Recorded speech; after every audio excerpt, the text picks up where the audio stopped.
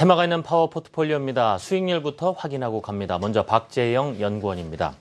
나이스정보통신 33% 이상의 수익률 보이고 있습니다. 그 뒤를 이어 삼진제약과 부강약품 20% 이상의 수익률 보이고 있고요. 마이크로컨텍설과 현대공업 그리고 바텍 좋은 수익 보이고 있습니다. 경창산업과 대봉 LS 약세군요. 누적 수익률은 24.83%입니다.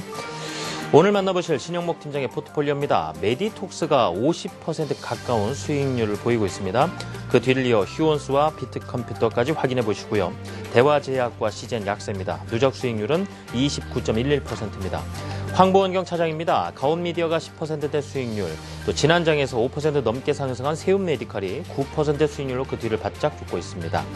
다원시스와 골프존, 코나 아이만이 약세군요. 누적 수익률은 17.5%입니다. 네, 메리츠종금증권 강북금융센터의 신영목 팀장 나와 계십니다. 말씀 나눠보죠. 팀장님 어서 오세요. 안녕하세요. 네. 자, 이 바이오 헬스케어 업종 위주로 담아 오셨는데요. 지금 시점에서 10월도 시작이 됐고 좀 업황에 대한 점검을 한번 해보고 가면 어떨까 싶습니다. 네, 역시 중소제약사가 여전히 이제 그 주도주가 바뀌면서 강한 흐름이 지금 나오고 있고요. 네. 특히 이제 좀 중소제약사 중에서도 좀 그 본업의 전문화가 좀 뚜렷한 회사들이 좀 더 그 중에서도 강한 흐름이거든요. 제약업종 중에서는 삼진제약이나 대원제약, 네. 노인성 질환에 굉장히 특화되어 있는 회사고요. 그리고 환인제약, 정신과 질환 관련돼서는 또 국내 1위 기업이고. 네.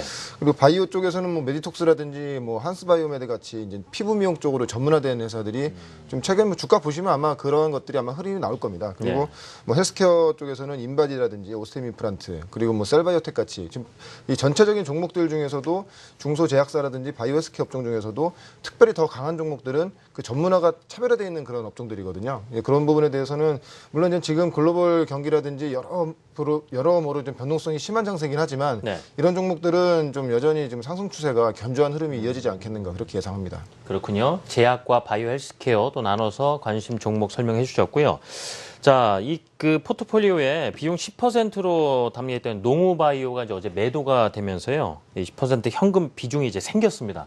오늘 새롭게 어떤 종목 담으십니까? 네, 앞서 말씀드린 대로 저는 좀 5%에서 10% 정도 비중을 담는 그런 종목 같은 경우에는 좀 트렌드한 매매를 계속 이제 시장의 어떤 유행을 따라가는 그런 매매를 좀 할 생각이고요. 그런 관점으로 가지거나 편입할 종목은 DHP 코리아를 들고 나왔습니다. DHP 코리아요? 네.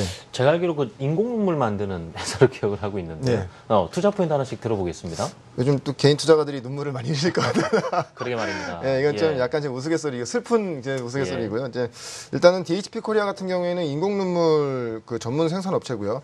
전체 매출 비중으로 따졌을 때는 한 95% 정도가 지금 매출에서 인공눈물이 차지하는 비중이고요.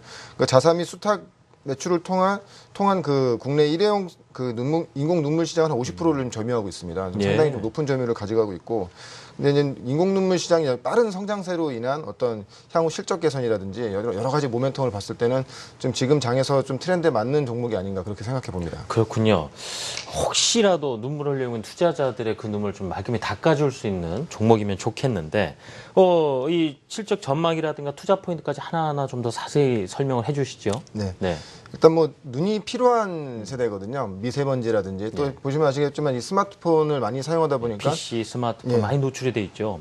그에 따른 어떤 시장의 성장성도 굉장히 큰 상태지만 역시 인공눈물 시장 역시도 이제 노령화에 좀 주목해 보셔야 될 것 같아요. 아무래도 좀 나이가 들고 하면은 눈이 침침하고 또 아무래도 좀 이제 그 안구 건조에 관련된 그런 질환도 많이 발생되기 때문에 그런 시장이 좀 커질 것 같고, 근데 인공눈물 시장이 단순히 이제 시장의 성장성뿐만 아니고요. 완제 시장 중에서도 가장 시장의 성장성이 빠릅니다. 2007년 이후로 그 안과 질환 관련된 시장이 12% 연평균 12%가 성장되면서 가장 빠른 성장성을 보이고 있는데 그 중에서도 인공눈물 시장은 연평균 한 24%에서 3% 정도가 시장이 성장되고 있거든요. 그러니까 매년 20% 이상이 성장된다는 것은 이 대단한 일인데 지금 이런 흐름이 계속 당분간 유지되지 않겠는가 좀 그렇게 생각하고 있습니다. 예.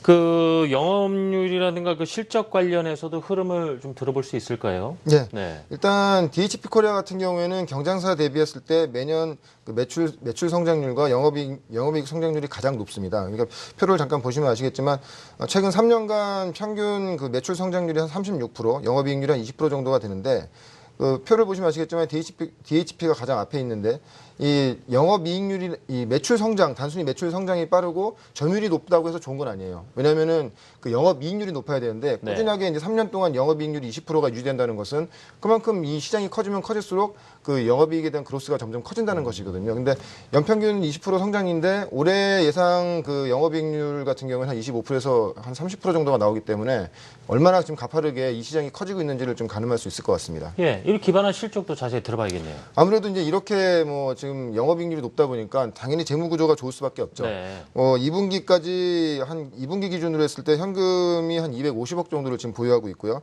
매년 100억 정도의 어떤 현금 창출 능력이 좀 높은 그런 회사입니다. 예. 지금도 부채 비율 관련된 표를 보시면 아시겠지만 2012년도에는 아무래도 라인 증설을 하다 보니까 좀 비용이 많이 투자된 부분인데 그 이후에 이제는 지금 이 막대 그래프가 하단으로 내려가는 게 좋은 것이거든요. 그러니까 올해 보시면 아시겠지만 한 200억 정도의 이제는 뭐 이 현금이 지금 차입금이 현금이 좀 쌓이는 상태고요. 그렇기 때문에 향후에는 좀 이 부분에 대해서 어떤 뭐 현금도 많고 배당 성향도 좀 높아질 수도 있는 것이고 내년도에는 좀 중국 진출 관련된 조인트 벤처로 내년도에 또 중국 진출할 수 있거든요. 네. 지금 중국 진출 관련돼서 좀 좋은 흐름이 나오고 있는 휴원스 같은 경우가 지금 그런 흐름이 나오고 있는데 충분히 휴원스 같은 흐름도 나올 수 있지 않겠는가 지금 생각하고 있습니다. 그렇군요. 자, 차트도 봐야 되겠는데요. 이 목표가도 좀 현실적으로 제시를 한번 들어서 이 투자자분들 도움이 되셨으면 좋겠는데, 자, 대응 전략 어떻게 가져가십니까? 네, 일단 지금 현재 봤을 때 지금 대부분의 중소 제약사들이 고퍼를 지금 부여받고 있거든요. 한 20배 정도를 부여받고 있고, 근데 올해 이제 DHP 코리아 같은 경우에는 올해 매출 기준으로 했을 때 지금 PER이 한 15배 정도로 지금 눌려있는 상태이기 때문에 네. 충분히 상단을 뚫고 갈 수 있는 여지가 많다고 봅니다. 그래서 목표가는 제가 한 14,000원 정도를 잡고 있고요. 그리고 손절가는 8,200원. 오늘 이제 그 접근하시는 가격대는 시가 부분에서 접근하시면 좋을 것 같습니다.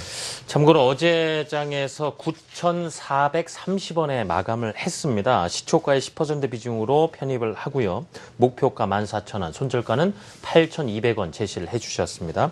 메리츠 종금증권 강북금융센터 신영목 팀장과 말씀 나눴습니다. 팀장님 감사합니다.